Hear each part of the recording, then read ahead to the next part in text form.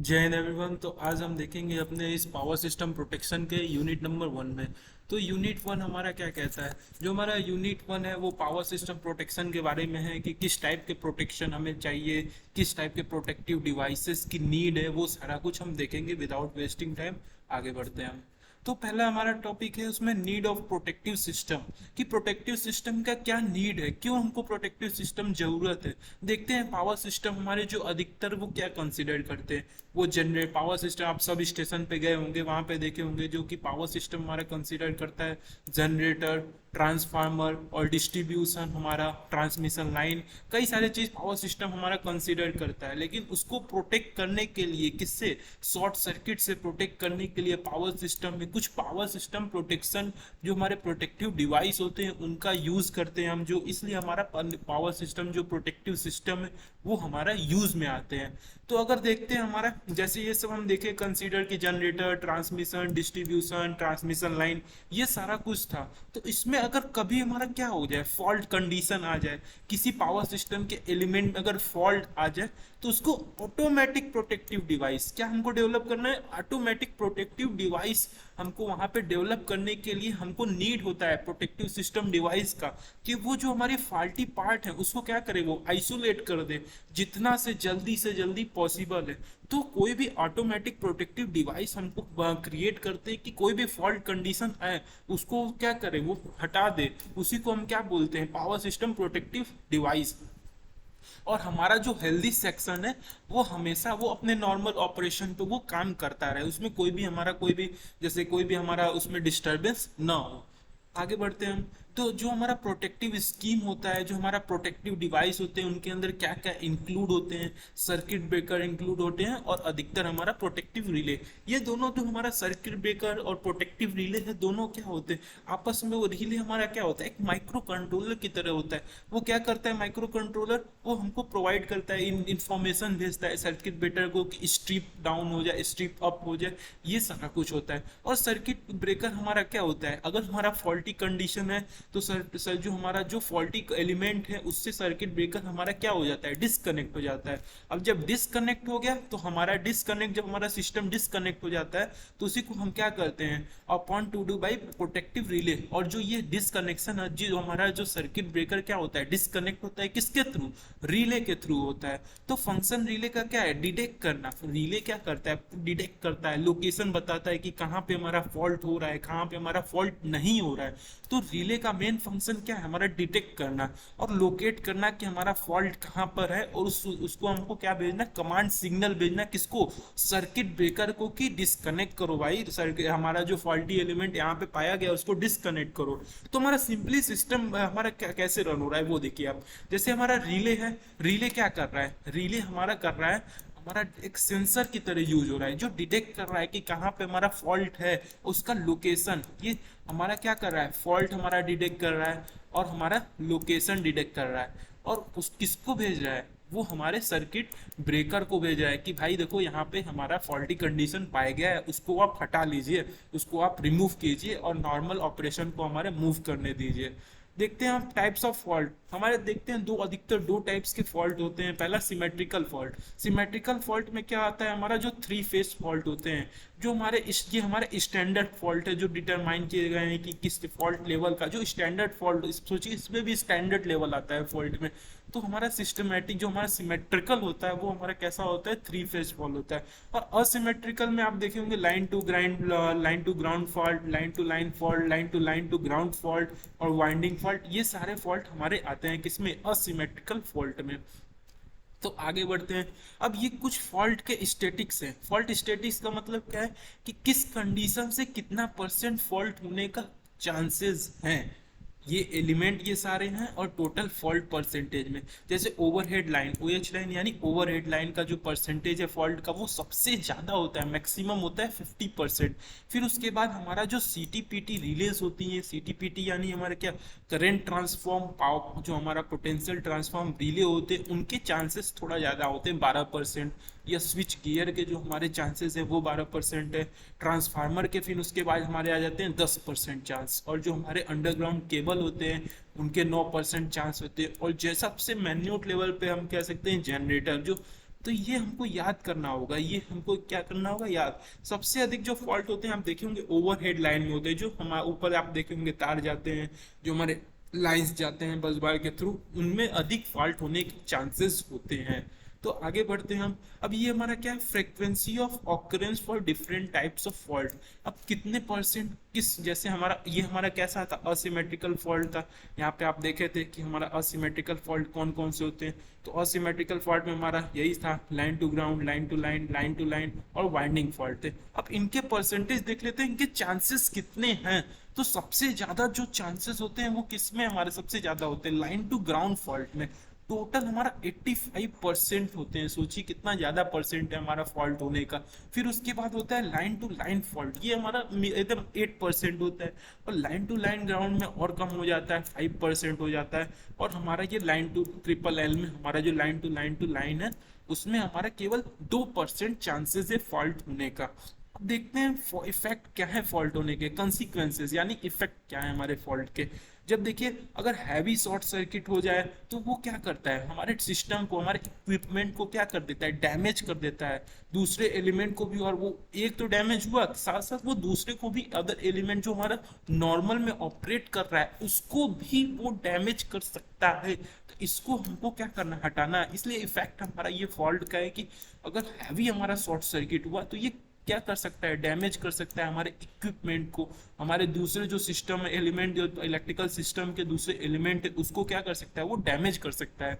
और जो हमारा शॉर्ट सर्किट है वो क्या कॉज कर सकता है, मे बी अनबैलेंसिंग, उसके अंदर अनबैलेंसिंग है, कोई भी सप्लाई वोल्टेज वो प्रोवाइड कर रहा है तो उसमें क्या अनबैलेंसिंग हो जाए। और जो हमारा किसमें, जो हमारा सप्लाई वोल्टेज में अनबैलेंस हो जाए या करंट में अनबैलेंस हो जाए, तो अनबैलेंस होगा तो क्या होगा, हीटिंग हमारा हो जाएगा। जो हमारा रोटेटिंग मशीन है, रोटर पार्ट है, वो क्या करने लगा, हीट करने लगेगा। तो हमारा शॉर्ट सर्किट हमारे, ये बहुत ही फॉल्ट कंडीशन है, जान लीजिए। अगर शॉर्ट सर्किट की हमारे वजह से डैमेज हो सकता है जो हमारा इक्विपमेंट है, और उसके साथ साथ हमारे जो सप्लाई वोल्टेज है, सप्लाई करंट है, वो भी हमारे कैसे हो जाते हैं, अनबैलेंस हो जाते हैं। तो ये अनबैलेंस हो गए तो हमारे क्या, मशीन में हीटिंग जनरेट होगा, तो आर्क हमारा एसोसिएट उसी के कारण होगा। जब हमारे जो इक्विपमेंट में अगर शॉर्ट सर्किट होने लगा तो उससे क्या होगा, आर्क जनरेट होगा। और आर्क जनरेट हुआ तो फायर, मतलब वहां पे आग लगने का डर है, फूकने का डर है हमारा जो भी पार्ट है इक्विपमेंट।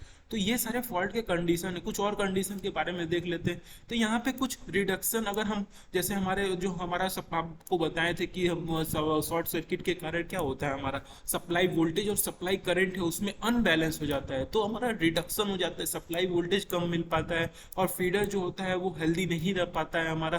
तो ये सारे कंडीशन है। फिर इसके बाद they may be loss of system, और जो हमारा सिस्टम का स्टेबिलिटी है वो भी लॉस हो सकता है। और ये तो सेम पॉइंट है हमारा इंटरप्शन ऑफ द सप्लाई, जो हम कंज्यूमर में, हम कंज्यूमर को हमको सप्लाई करना है उस होता है, उसमें हमारा कहीं ना कहीं एक रिड्यूसनेस नजर आती है। और जो हमारा रेवेन्यू है, जो हमारा पैसा अधिक खर्चा होता है।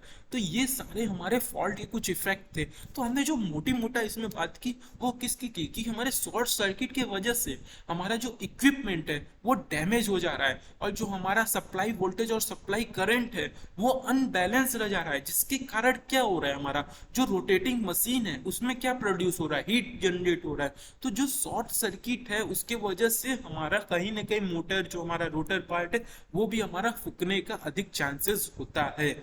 तो ये आपको रिमेंबर करना है। और एक पॉइंट आपको ये याद करना है कि सर जो हमारा कंज्यूमर को, जो हमको सप्लाई करना है, जो हमको वोल्टेज सप्लाई करना है, उसमें कहीं ना कहीं हमारे कटौती नजर आती है और हमारा रिवेन्यू जनरेट होना भी कम हो जाता है। तो ये हमारे क्या थे, कुछ कंडीशन थे फॉल्ट होने के, कि इफेक्ट उसके क्या है, कॉन्सिक्वेंसेस क्या है उसके, फॉल्ट हमारे फॉल्टी कंडीशन के। अब यहाँ पे देखिए जोन ऑफ प्रोटेक्शन, यस। अब ये जोन, कुछ प्रोटेक्शन लेवल के कुछ जोन होते हैं, हमको वहां वहां प्रोटेक्ट करना है। तो यहाँ पे आप देख सकते हैं सबसे पहले हमारा जो प्रोटेक्शन जोन है वो क्या है, हमारा जनरेटर प्रोटेक्शन। तो यहाँ पे आप देख सकते हैं कि हमारा यहाँ पे जो सर्किट ब्रेकर लगाया गया है वो हमारा प्रोटेक्शन के लिए लगाया गया है। पहले हमको जहां से हमको जनरेट हो रहा है, जहां से हमारा सप्लाई जनरेट हो रहा है, वहां पे हमको क्या करना होगा, जनरेशन प्रोटेक्शन लगाना होगा। यहाँ पे आप देख सकते हैं सर्किट ब्रेकर हर जगह लगा होगा आपका, और यहाँ से आपको सप्लाई आ रही है तो यहाँ पे हमको एक प्रोटेक्शन लगाना होगा।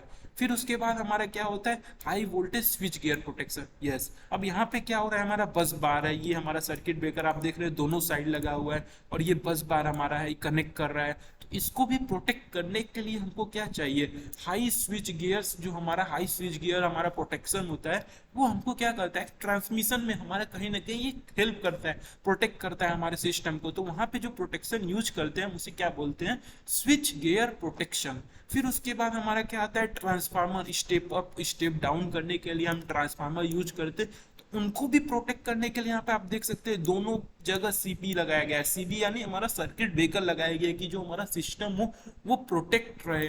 उसके बाद हमारा यहाँ पे आप देख सकते हैं ट्रांसफार्मर प्रोटेक्शन जो कि यहाँ पे यूज किया गया है। फिर उसके बाद हम आ जाते हैं, यहाँ पे यूज किया गया है क्या, EHV, यानी हमारा क्या हुआ, electrically high voltage switch gear protection. तो यहाँ पे आप देख सकते हैं फिर वही चीज हमारा जो यहाँ पे हम यूज किए थे ना, यहाँ पे जो high voltage switch gear protection, same चीज हमको यहाँ पे भी अब हमारा बस बार ट्रांसमिशन हो रहा है तो उसके लिए हमको क्या यूज कर रहे हैं, EHV स्विच गियर प्रोटेक्शन।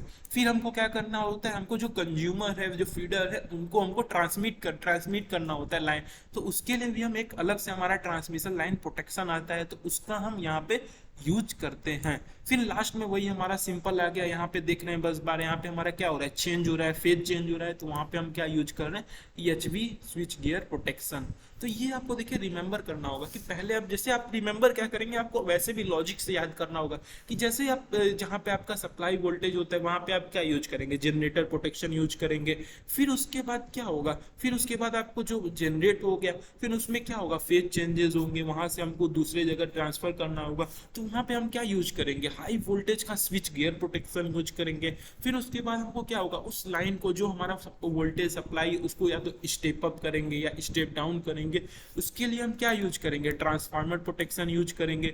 फिर उसके बाद हमको क्या करना होगा, सेम हमको फेज चेंज करना होगा, दूसरे जगह हमको ट्रांसफर करना है तो EHV switch gear protection use कीजिए। फिर हमको क्या करना होगा, फीडर तक पहुंचाना होगा सारे लाइन को, सारे हमारे वोल्टेज सप्लाई को, तो उसके लिए हम ट्रांसमिशन लाइन प्रोटेक्शन यूज कर रहे हैं। फिर उसके बाद हमारा यूज है स्विच गियर प्रोटेक्शन। तो ये हमारे जोन ऑफ प्रोटेक्शन थे जिसको आपको रिमेंबर करना होगा, ज्यादा कोई दिक्कत नहीं है, बस इतना कठिन टॉपिक नहीं है। तो पावर सिस्टम क्या हमारा अधिकतर यहाँ पे देखेंगे जो आपको पहले भी लेक्चर में बता चुके हैं, इसी लेक्चर में, कि पावर सिस्टम जो हमारा कंटेन करता है जनरेटर, ट्रांसफार्मर, हमारा जो हो गया बार, बस बार हो गए, उसमें ट्रांसमिशन हो गए, डिस्ट्रीब्यूशन लाइन हो गए, ये सारी चीजें, तो उनको सेपरेट सेपरेट हमको प्रोटेक्शन प्रोवाइड करने के लिए हम क्या यूज करते हैं, जोन ऑफ प्रोटेक्शन। थस हम कह सकते हैं कि जो हमारा पावर सिस्टम है वो डिवाइड है कई सारे प्रोटेक्शन में, जैसा कि हमने अपने फिगर में भी देखा। और जो हमारा प्रोटेक्टिव जोन है वो कवर करता है ऑलमोस्ट सभी एलिमेंट को। सब दो एलिमेंट हमारा क्या है, एक ट्रांसफार्मर और एक हमारा जो फेज चेंज हो रहा है जहाँ से सप्लाई वोल्टेज आ रहा है, उससे वो प्रोटेक्ट करने का अधिकतर हमारा उसको वहां पे हम प्रोटेक्शन अप्लाई करते हैं। और देखिए जो प्रोटेक्टिव जोन होता है, जो हमारा प्रोटेक्टिव जोन होता है उसमें क्या होता है, हमको पावर सिस्टम में हमको करेक्टली उसमें क्या होता है, डिफरेंट डिफरेंट पार्ट्स में हमको उसको कोई भी हमारा पार्ट्स रह ना पाए, no part should be left unprotected, ऐसा हमको जोन प्रोटेक्शन जोन हमको प्लान करना होता है कि कोई भी ऐसा पार्ट ना बचे कि हमारा वो पार्ट अनसेफ रह जाए। तो इसलिए जब भी कोई भी प्रोटेक्टिव जोन बनाता है तो उसको वो प्लान करना पड़ता है अपने माइंड में, या जो आप कह सकते हैं इलेक्ट्रिकली गैजेट के थ्रू बनाता हो, तो उसको प्लान करना होता है कि कोई भी हमारा जो पार्ट है वो कहीं ना कहीं हमारा लेफ्ट न रह पाए। फिर उसके बाद क्या है, एडजेसेंट प्रोटेक्टिव जोन जो हमारा होता है must be overlap with each other, और जो हमारा प्रोटेक्टिव जोन है वो एडजेसेंट होना चाहिए। ऐसा नहीं पता चला कि एक ऑपरेट कर रहा है दूसरा ऑपरेट नहीं, हमको सब आपस में क्या चाहिए, इंटरमीडिएट चाहिए, जो हमारा इंटरकनेक्टेड होना चाहिए। इसके कारण क्या होगा, हमको फॉल्ट का बाउंड्री इजिली डिटेक्ट हो जाता है और हमारा सर्किट ब्रेकर क्या करेगा, हमारा इजिली क्या करेगा, ट्रिप कर सकता है अगर कोई फॉल्ट कंडीशन हमको मिला। फिर उसके बाद हमारा टॉपिक देखते हैं प्राइमरी एंड बैकअप प्रोटेक्शन क्या होता है। देखिए प्राइमरी और बैकअप हमारा प्रोटेक्शन क्या होता है वो हम देखते हैं। जब भी देखते हैं पावर सिस्टम का क्या काम है, उसका पावर सिस्टम का जो काम है वो क्या कि जो प्राइमरी रिले है, जो जोन के जो डिफरेंट डिफरेंट रिले वहां पे यूज किए गए हैं कि जो हमारा फॉल्टी एलिमेंट को आइसोलेट करने के लिए जो हमारा यूज किया जाता है डिफरेंट डिफरेंट रिले। तो जो पहला लाइन होता है, जो प्राइमरी रिले हमारा क्या है, पहला लाइन है किसका, डिफेंस का, यानी हमको कोई भी फॉल्टी कंडीशन आ रहा है, जो पहला हमारा जो रिले ऑपरेट होता है, जो प्राइमरी यानी क्या, फर्स्ट रिले जो डिफेंस के लिए लगाया जाता है, और कोई भी रीजन, कोई भी जैसे फॉल्टी कंडीशन हुआ हमारे सिस्टम में, तो जो प्राइमरी रिले होता है वो तुरंत सडन ऑपरेट होता है। तो प्राइमरी, अगर प्राइमरी रिले फेल हो जाता है कोई भी जैसे कंडीशन में, क्या होता है कभी कभी जैसे high high amount of short circuit हो जाते हैं, तो अगर हमारा प्राइमरी रिले क्या हो जाए, फेल हो जाए, तो अगर फेल हो जाए तो उस कंडीशन में हम क्या यूज करते हैं, बैकअप। जैसे कि नेम से पता चल रहा है बैकअप प्रोटेक्टिव स्कीम। हमारा प्राइमरी रिले क्या होता है, देखिए आप सिंपल भाषा में समझिए कि प्राइमरी रिले हमारा तब ऑपरेट होता है जब हमारा कोई भी सिस्टम में पहली बार अगर हमारा फॉल्ट ऑकर हो, तो उसको हमको क्या करने के लिए, डिसमिनेट करने के लिए, खत्म करने के लिए प्राइमरी रिले यूज कर दे। अगर वो हमारा प्राइमरी रिले ऑपरेट करने में अगर फेल होता है, तो उसके लिए हमारा क्या यूज करते हैं, बैकअप प्रोटेक्टिव सिस्टम, जो हमारे क्लियर करता है जो हमारा फॉल्ट होता है, जो सेकेंड लाइन डिफेंस होता है, फॉल्ट होता है, उसको वो क्लियर कर देता है। फिर उसके बाद क्या है, the reliability of the protective scheme should be at least 95% with proper decision maintenance of the relay circuit breaker trip mechanism. अब देखिए ये क्या कर रहा है कि जो हमारा प्रोटेक्टिव स्कीम है, जो हमारा प्रोटेक्टिव जोन जो हमने बनाया है, उसका कम से कम जो रिलायबिलिटी होना चाहिए वो 95% होना चाहिए। 95% यानी क्या कह रहा है वो, कि हमारा जो 95% ऑफ जो हमारे डिवाइसेस है, जो इक्विपमेंट है, जो मेंटेनेंस है, रिले के, सर्किट ब्रेकर, जो हमने देखा जनरेशन, ट्रांसमिशन, वो सारे चीज को वो 95% कम से कम उसको करना ही होगा प्रोटेक्शन के लिए। इससे नीचे कोई वो रिलायबिलिटी, तो रिलायबिलिटी हमारा जो होना चाहिए कम से कम 95% होना चाहिए प्रॉपर डिसीजन के साथ। रिले हमको मेंटेन करना है और हाई डिग्री ऑफ रिलायबिलिटी हमको अचीव करना है, ये हमारा टारगेट होता है प्रोटेक्टिव स्कीम में। और जो हमारा बैकअप रिले होता है, जो बैकअप रिले क्या होता है, are made independent of those factor might cause primary relay to fail. यही चीज देखिए, सेम चीज आपको बताएं कि अगर हमारा बैकअप रिले क्या होता है, फेल हो जाता है, अगर हमारा बैकअप रिले नहीं, अगर हमारा प्राइमरी रिले किसी कारण से फेल हो जाता है, तो हमारा ये बैकअप रिले ऑपरेट करता है। तो backup relay operate after a certain time delay to give primary relay अब सफिशिएंट टाइम टू ऑपरेट। देखिए वही चीज, कभी कभी क्या होता है हमारा प्राइमरी रिले कभी कभी डैमेज भी हो सकता है, और कभी कभी क्या होता है वो कभी कभी हमारा ऑपरेट करता नहीं, वो कोई भी हमको पता नहीं चलता है कि प्राइमरी रिले क्यों इतना टाइम ले रहा है। अगर वो देखा उसमें कुछ टाइम डिसाइड होते हैं, उसमें टाइम क्या होते हैं, सर्टेन टाइम उसके फिक्स होते हैं प्राइमरी रिले के, कि फॉल्टिंग कंडीशन, जैसे आपके इक्विपमेंट में अगर फॉल्ट कंडीशन आ रहा है, बैकअप रिले को तो पता रहेगा कि हाँ फॉल्ट आ गया है, वो सोचेगा कि प्राइमरी रिले उसे कंट्रोल करे। पहले तो अगर डैमेज हो गया तो वो तुरंत सडन आ जाएगा, लेकिन अगर कुछ सर्टेन टाइम पे अगर कोई प्राइमरी रिले कोई भी रिस्पॉन्स नहीं करता है, कोई भी ऑपरेट नहीं करता है, तो उस टाइम पे आपका क्या आएगा, बैकअप रिले आ जाएगा, जो कि ऑपरेट करेगा आपका। फिर व्हेन जब बैकअप रिले आपका आ जाएगा, ऑपरेट करने लगेगा, तो हमारे जो लार्ज पार्ट होते हैं पावर सिस्टम के, वो डिस्कनेक्ट हो जाते हैं फ्रॉम द पावर सोर्सेज। जब देखा हमारा बैकअप रिले कि हाँ हमारे सिस्टम में एक फॉल्ट नजर आ रहा है, तो तुरंत पावर सिस्टम को वो डिस्कनेक्ट कर देता है। कहाँ से, जो हमको पावर सोर्सेज, वो डायरेक्ट सोर्स से कनेक्ट होता है, वहां से पावर सोर्सेज से वो डायरेक्ट कट आउट कर देता है। तो it should be located in such way that it does not have a component like सीटी, पीटी, मेजरिंग यूनिट एक्सेट्रा। तो ये एक प्रकार का जो बैकअप रिले आपको बताया ना, वो डायरेक्ट हमारा पावर सोर्सेज से कनेक्ट होता है, कि तुरंत फॉल्ट कंडीशन आया तो वो तुरंत ऑपरेट करके जो हमारा पावर सिस्टम के जो पावर सोर्सेज में है, वहां से वो क्या कर देता है, डिस्कनेक्ट कर देता है। अधिकतर ये हमारा ये जैसे यहाँ पे इसका जो लोकेशन होता है, अधिकतर वो उसका कंपोनेंट जैसे सीटी पीटी ये मेजरिंग यूनिट में नहीं होता है, वो कॉमनली जैसे ये सीटी पीटी मेजरिंग यूनिट में हमारे क्या होते हैं, प्राइमरी रिले होते हैं, और अब उसके साथ साथ हमारे बैकअप होते हैं जो डायरेक्ट पावर सोर्सेज से हमारा कट आउट होते हैं। फिर उसके बाद आ जाते हैं कुछ इसेंशियल क्वालिटी हैं प्रोटेक्शन के, क्या क्या इसेंशियल क्वालिटी है उसके बारे में जानते हैं। देखिए जो हमारे इसेंशियल क्वालिटी है प्रोटेक्टिव सिस्टम के क्या है, पहला क्या है, सेलेक्टिविटी। सेलेक्टिविटी यानी क्या है, डिस्क्रिमिनेशन, एक सेलेक्ट दूसरा भी नेम है, अभी हम देखेंगे सबके बारे में डिटेल।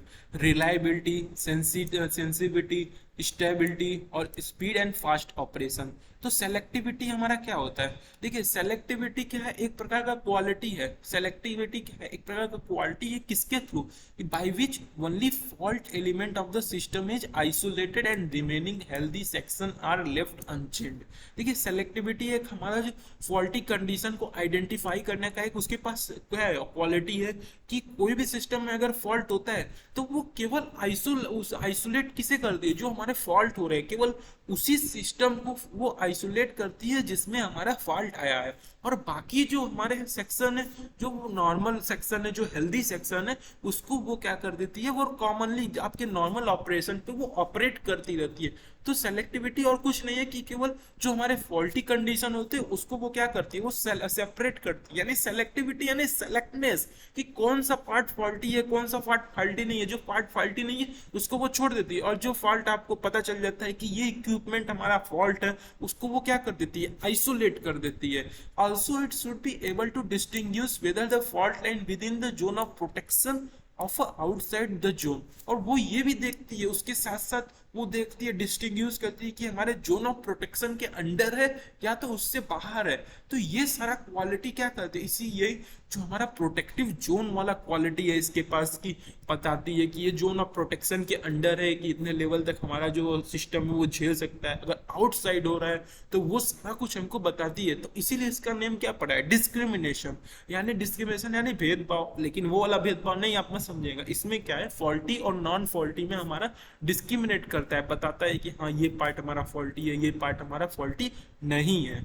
अब फिर उसके बाद relay should be able to discriminate between the fault and transient condition like power surge और transformer magnetising in a surge current. अब देखिए रिले भी ये क्या करता है, रिले जो हमारा जब पता चल गया कौन सा पार्ट हमारा फॉल्टी है, और हमारा वो रिले भी क्या करता है, हमारा जो वो किसके बीच में डिस्क्रिमिनेट करता है, कौन सा ट्रांजिएंट कंडीशन यानी रनिंग कंडीशन और कौन सा फॉल्ट कंडीशन है, उसको वो क्या करता है, सेपरेट करता है। जैसे आप देखे होंगे पावर सर्ज में या ट्रांसफार्मर मैग्नेटाइजिंग, हमारा जब ट्रांसफार्मर जो हमारा इनरस करंट यानी क्या होता है, जब ट्रांसफार्मर जो हमारा ट्रांसफार्मर के अंदर कई सारे मैग्नेटिक वाइंडिंग होते हैं, उनके अंदर अगर हमारा इनरस करंट जनरेट होता है यानी फॉल्टी कंडीशन आने लगता है, तो वो क्या करता है, उसको सेपरेट कर देता है। जो भी हमारे इनरस करंट में अगर वाइंडिंग में जो भी हमारे टर्न में नंबर ऑफ टर्न में इनरस करंट फैल रहे हैं, जा रहे हैं, प्रोड्यूस हो रहे हैं, जनरेट हो रहे हैं, तो उसको क्या कर देता है, वो सेपरेट कर देता है।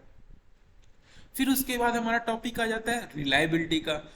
रिलायबिलिटी क्या है, जैसे देखिए it can be expressed as a probability of a failure. Yes, reliability क्या है कि मतलब रिलायबिलिटी में यानी क्या कर सकते हैं कि कितने परसेंट चांस है फेल्योर होने के, कितने परसेंट चांस है विनर के, ये चांसेस। रिलायबिलिटी यानी क्या है, प्रोबेबिलिटी बताता है कि फेल्योर होने के। The a failure of a protective system is due to the failure of any one or more element of the protective system. Yes, reliability और कोई भी सिस्टम में अगर हमारे फॉल्ट आ रहा है, कोई भी सिस्टम अगर हमारा फॉल्ट हो रहा है, फेल्योर हो रहा है, तो उसको क्या बताने के लिए कि हमारा जो प्रोटेक्टिव सिस्टम है वो हमारा फेल्योर हो गया है, कितना हमारा जो हमारा प्रोटेक्टिव जोन है उसके पास कितनी हमारे पास रिलायबिलिटी है, कितनी उसके पास कैपेसिटी है कि हमको जो प्रोटेक्टिव सिस्टम को प्रोटेक्ट करने का हाई डिग्री अगर हमको हाई डिग्री अचीव करना है रिलायबिलिटी में, तो हमको अटेंशन किसके थ्रू करना होगा, प्रॉपर डिजाइन के थ्रू। जब हम जो हमारा प्रोटेक्टिव सिस्टम है उसको हमको डिजाइन अच्छा देना होगा, उसको इंस्टॉलेशन अच्छे करना होगा, जो मेंटेनेंस है उसको टेस्ट करना होगा। तो ये सारे चीज हमको अगर रिलायबिलिटी में अगर हाई हमको अगर चाहिए, रिलायबिलिटी अगर किसी सिस्टम का हमको हाई चाहिए, प्रोटेक्शन सिस्टम का हाई चाहिए, तो उसके जो डिजाइन होते हैं, उसके जो इंस्टॉलेशन कह सकते हैं, जब जहाँ पे आप अगर जहाँ पे कोई भी सिस्टम को इस्टेब्लिश कर रहे हैं, और उसके जो मेंटेनेंस कॉस्ट है उसको हमको क्या करना होगा, एक अप्रोप्रिएट वे में हमको डिजाइन करना होगा, उसका बार बार टेस्टिंग करना होगा कि हमारा जो प्रोटेक्टिव सिस्टम है वो सही यूज हो रहा है कि नहीं हो रहा है, ये सारा कुछ हमें देखना होगा। और रोबस्टनेस कॉन्टेक्ट यानी जो रोबस्टनेस हमको contact pressure, contact material of relay, ये सारा कुछ हमारा क्या है, वेरी इंपॉर्टेंट है। अगर हमको सिस्टम को अगर हमको प्रोटेक्ट करना है तो किससे, from reliability point of view 95। जैसे कि हमने इसी लेक्चर में प्रीवियस में बात किया था कि रिलायबिलिटी कम से कम हमको मैक्सिमम रीच करना है। रिलायबिलिटी यानी क्या, फेल्योर ना हो हमारा सिस्टम, 95% तक हमारा पॉइंट ऑफ व्यू माइंड है कि हमको कम से कम 95% हमको रिलायबिलिटी हमको पाना है। तो रिलायबिलिटी हमारा सिंपली क्या हुआ, एक प्रोबेबिलिटी ऑफ फेल्योर का, कितने हमारा परसेंट प्रोबेबिलिटी फेल्योर होने का चांस है, कितना हमारा सिस्टम को प्रोटेक्ट रहे, तो उसको हमको इम्प्रूव करना। अगर रिलायबिलिटी को इम्प्रूव करना है, हाई डिग्री इम्प्रूव करना है, तो हमको जो सिस्टम में जो हमारे फॉल्टी कंडीशन है उसमें जो हमारे सारे डिजाइन है, जो हमारे मेंटेनेंस उसके हैं, जो हमारे टेस्टिंग थे, वो सारे चीज को हमको क्या करना होगा, रोबस्टनेस, यानी हमको क्या करना होगा, बार बार उसको इम्प्रूव करना होगा, इम्प्रूव एंड इम्प्रूव करना होगा, जिसकी वजह से हम हाई डिग्री कम से कम 95% तक रिलायबिलिटी हम क्या कर सकते हैं, अचीव कर सकते हैं। फिर उसके बाद आता है सेंसिटिविटी। देखिए सेंसिटिविटी क्या होता है, कोई भी प्रोटेक्टिव रिले है वो कब ऑपरेट करता है, should operate when magnitude of current exceed the present value, जो हमारे प्रीसेट वैल्यू, सॉरी प्रेजेंट नहीं प्रीसेट वैल्यू है, this value is called pickup current.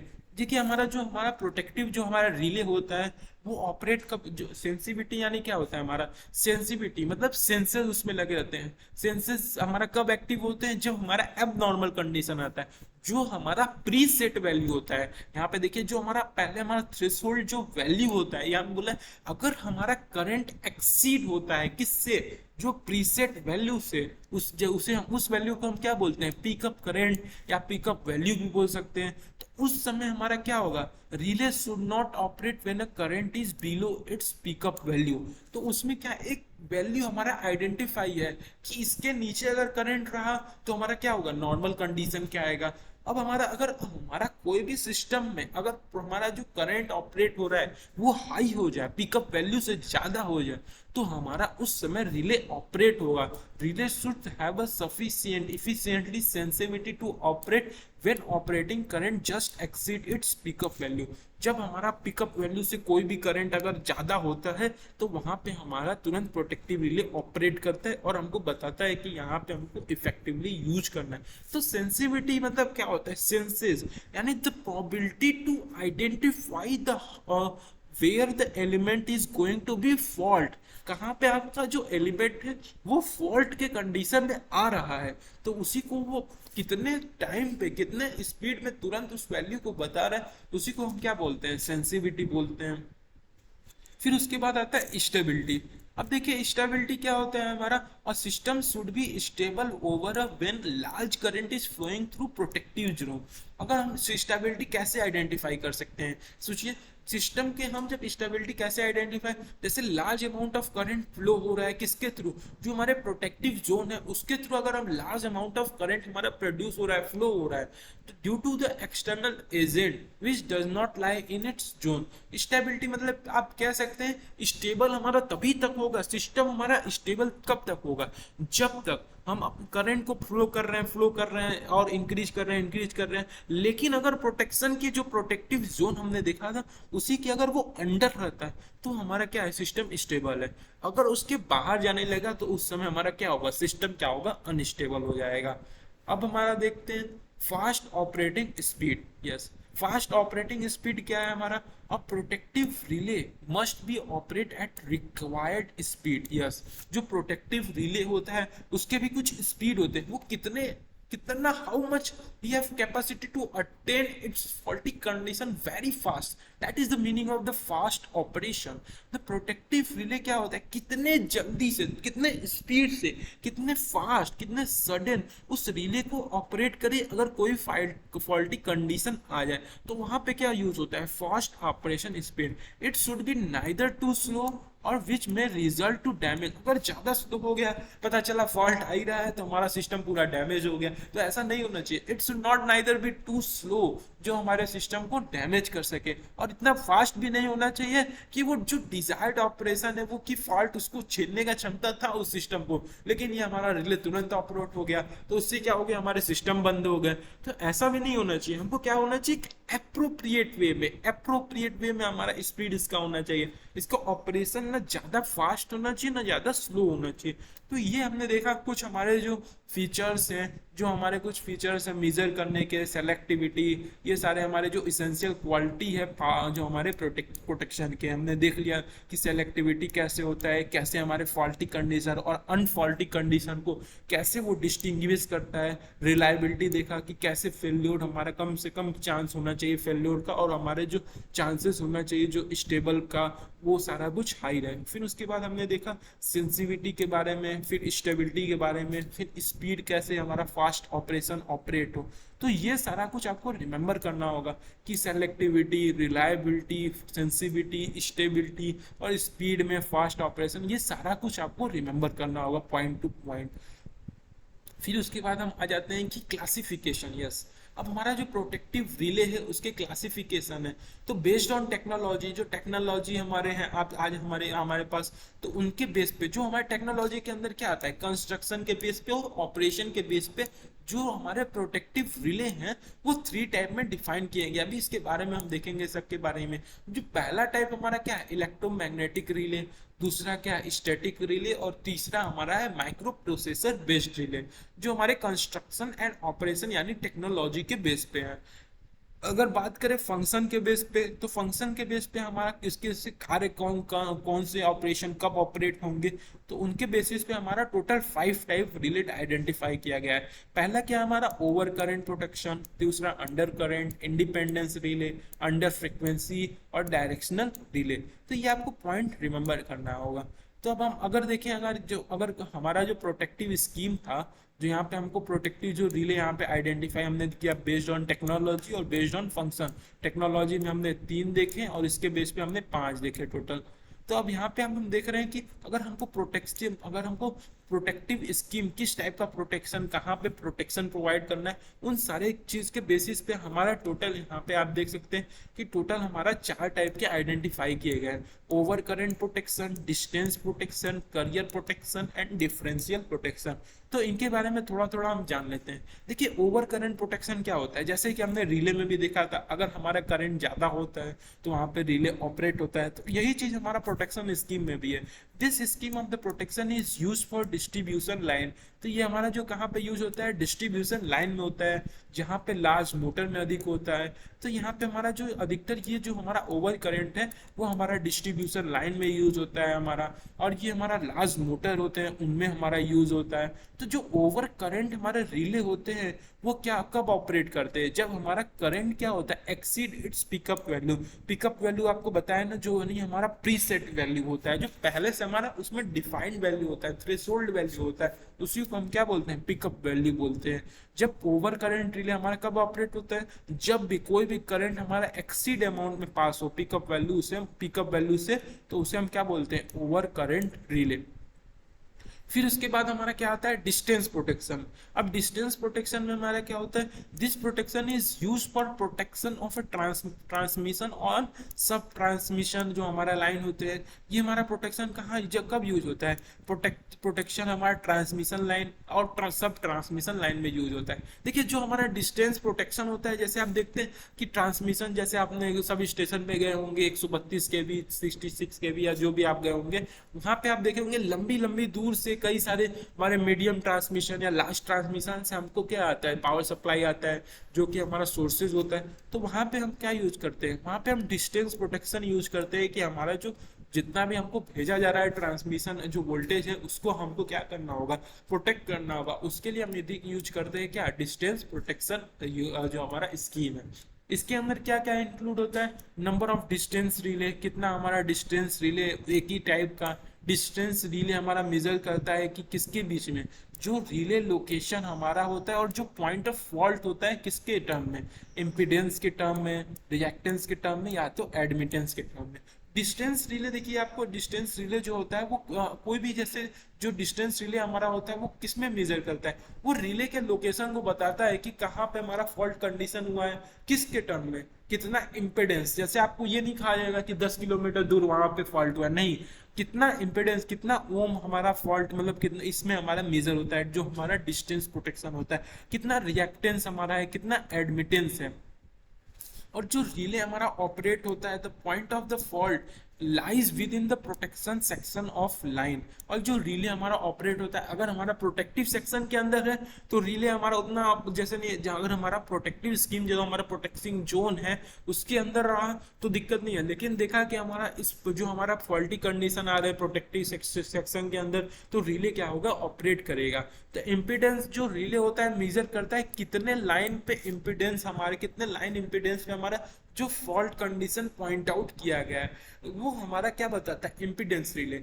जो इसी में हमारे पार्ट होते हैं, तो डिस्टेंस जो प्रोटेक्शन के अंदर हमारे 3 पार्ट होते हैं, जैसे कि हमने देखा है कि यहाँ पे देख सकते हैं आप, यहाँ पे हमारे 3 उसके पार्ट हैं, impedance relay, reactance and admittance के टर्म में हमारा क्या होता है, ये ऑपरेट होता है। जो इम्पीडेंस रिले होता है वो मेजर, जैसे आपको बताया कि लाइन इम्पीडेंस के टर्म में मेजर होता है, और वो क्या बताता है, रिले को लोकेशन बताता है कि कहाँ पे हमारा ये और सिस्टम ऑपरेट हुआ है।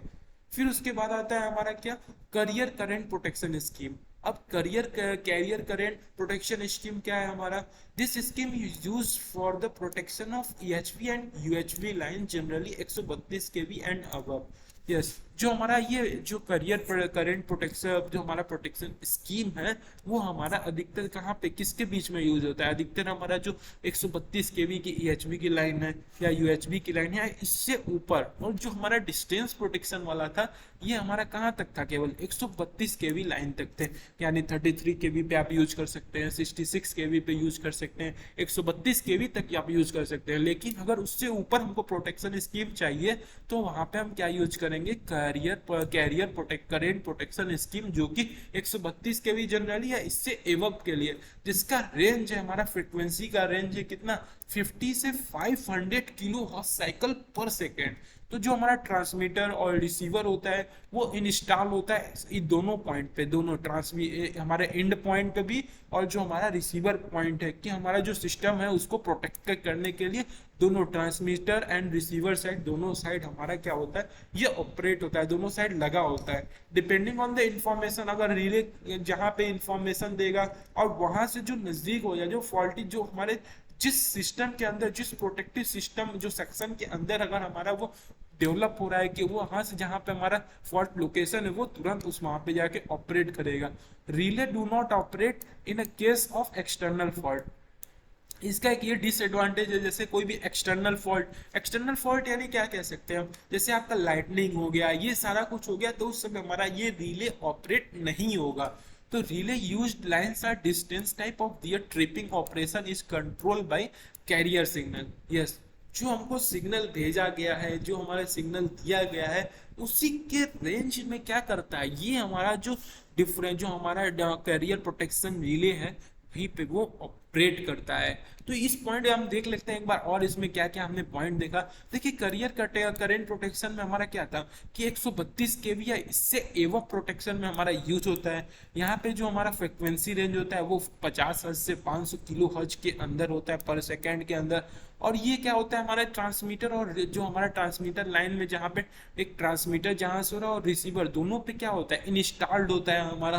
और डिपेंडिंग ऑन जब रिले के इंफॉर्मेशन के आधार पर ये उस सेक्शन में ऑपरेट करता है। लेकिन इसका एक डिसएडवांटेज भी है कि कोई भी एक्सटर्नल फॉल्ट पे ये हमारा वहां पे ऑपरेट नहीं करता है। तो ये हमारा करियर करंट प्रोटेक्शन के बारे में था, कैरियर। फिर उसके बाद हमारा क्या देखते हैं, डिफरेंशियल प्रोटेक्शन।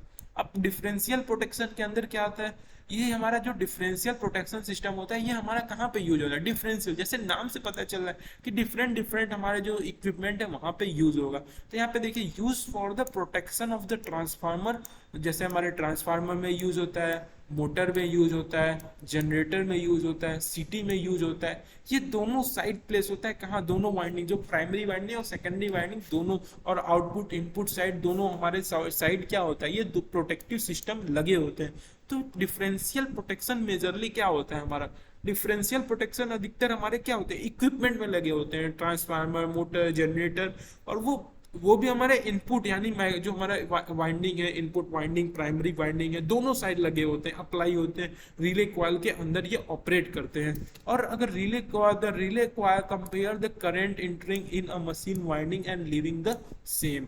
यस, रिले क्या करता है, हमको कंपेयर करता है कि कितना अमाउंट ऑफ करंट है जो हमारी मशीन वाइंडिंग के अंदर आ रहा है, और उतना ही हमको लीव होना चाहिए। उसमें कोई भी जैसे फॉल्ट हो गया तो पता कर लेगा कि हाँ, हमारे जो करंट तो 10 एम्पियर मान लीजिए यहाँ पे आ रहा है, अगर हमको बाहर मिल रहा है 5 ही एम्पियर, तो कहीं ना कहीं अंदर हमारा फॉल्ट कंडीशन आ रहा है।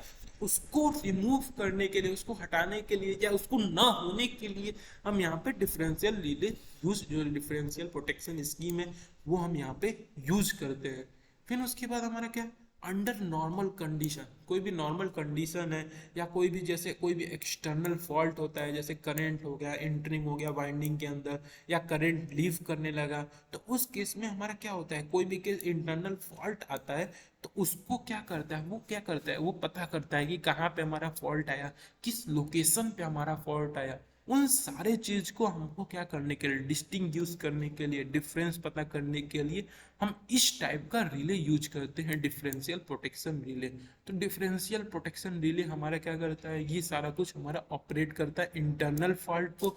It does not operate under the normal condition और ड्यूरिंग एक्सटर्नल फॉल्ट। इसका भी देखिए एक डिसएडवांटेज है कि ये एक्सटर्नल फॉल्ट पे ऑपरेट नहीं करता है, ये भी जो हमारा सिस्टम है।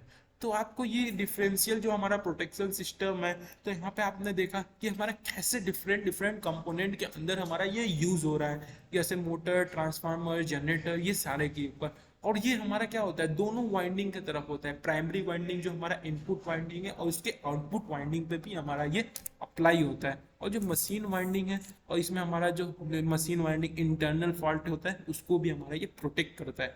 लेकिन ये हमारा क्या होता है, नॉर्मल ऑपरेशन और एक्सटर्नल फॉल्ट पे ऑपरेट नहीं करता है। तो ये पॉइंट हमको रिमेंबर करना है।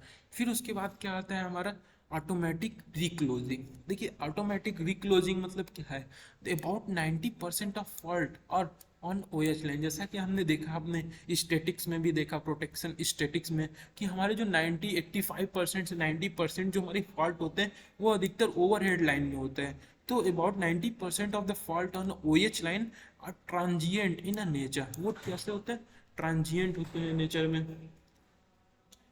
वो कैसे होते हैं, वो कैसे होते हैं, वो हमारे ट्रांजिएंट होते हैं नेचर में। तो उस फॉल्ट को हमको क्या करने के लिए, क्या उस फॉल्ट को कैसे हम ऑटोमेटिक रिमूव, उसको क्या करें, क्लोज करें, तो वहां पे हम क्या यूज करते हैं, इस टाइप का सिस्टम यूज करते हैं।